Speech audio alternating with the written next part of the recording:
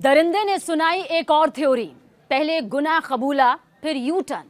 दरअसल कोलकाता के आरजीकर मेडिकल में लेडी डॉक्टर के साथ रेप और फिर हत्याकांड को जिस तरह से अंजाम दिया गया, अभी तक इसकी गुत्थी जो है वो सुलझती नजर आ रही थी, लेकिन इस यू टर्न के बाद उलझती जा रही है। डॉक्टर बेटिया के कातिल दरिंदे संजय रॉय ने यू टर्न लिया है और सीबीआई की टेंशन को बढ़ा दिया है। आरोपी संजय रॉय का पॉलीग्राफ टेस्ट हो गया। आरोपी संजय रॉय पर किए गए पॉलीग्राफ टेस्ट में कथित तौर पर कई झूठे और अविश्वसनीय जवाब यहां सामने आए हैं। दरअसल इस टेस्ट के दौरान आरोपी संजय रॉय ने कहा कि जब वो आरजीकर अस्पताल के सेमिनार हॉल में पहुंचा तब तक लेडी डॉक्टर की मौत हो चुकी थी, यानी कि तब तक लेडी डॉक्टर अपनी जान गंवा चुकी थी।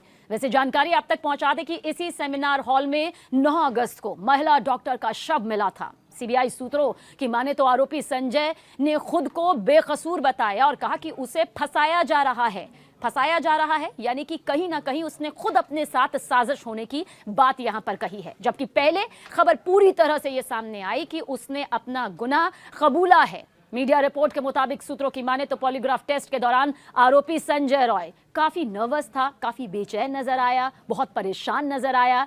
रिपोर्ट में यह भी कहा गया कि कई सबूतों के साथ उसका आमना सामना भी करवाया गया, जिसके जवाब में उसने अपने बयानों का हवाला दिया और सीबीआई टीम को बताया कि जब उसने सेमिनार हॉल में पीड़िता यानी कि लेडी डॉक्टर को देखा तो पहले ही वो अपनी जान गंवा चुकी थी, मर चुकी थी। ये उसके जरिए यहां पर कहा गया, जिसके बाद वो डर गया और डर के बाद वो परिसर से भाग गया।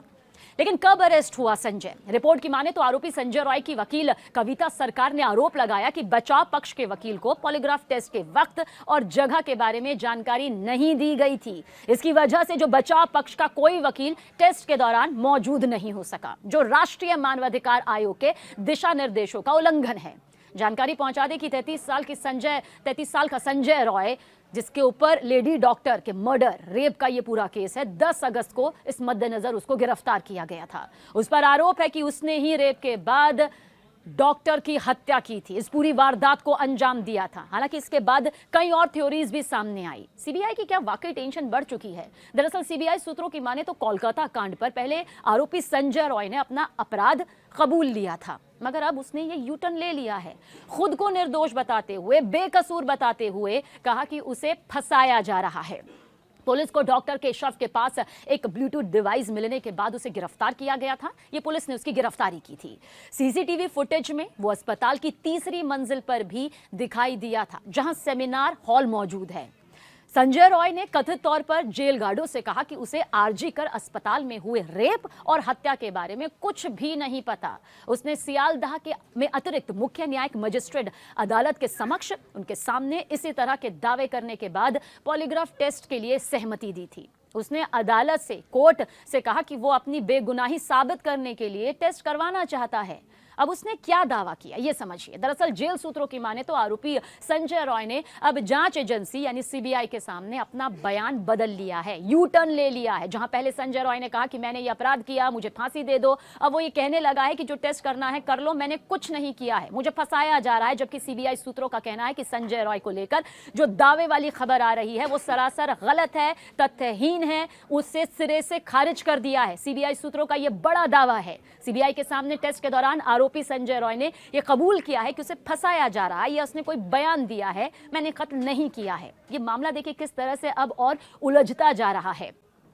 तो फिलहाल इस पूरे मामले को लेकर जहां हमने प्रदर्शन की तस्वीरें देखी, जहां हमने बड़े स्तर की बैठकें देखी, जहां हमने सियासी तौर पर ममता सरकार बीजेपी को आमने सामने देखा, पक्ष विपक्ष के बीच में वो बड़ी लड़ाई भी देखी, अब इस पूरे मामले को लेकर जो यू टर्न यहां पर मुख्य आरोपी संजय रॉय के जरिए सामने आ रहा है, सवाल यही है कि पुलिस सूत्रों का दावा सही है या फिर सीबीआई सूत्रों का दावा यहां पर सटीक है। क्या वाकई यू टर्न लिया गया है आरोपी संजय रॉय की तरफ से? और अगर लिया गया है, ये दबाव बनाया गया है, फंसाया जा रहा है, तो कौन है वो मुख्य कड़ी? क्या उसका सामने आना बाकी है? और अगर नहीं तो क्या आरोपी संजय रॉय खुद को अब बचाने की कोशिश कर रहा है? कई ऐसे सवाल हैं जिनके जवाब बहुत जल्द यहां पर सामने आएंगे।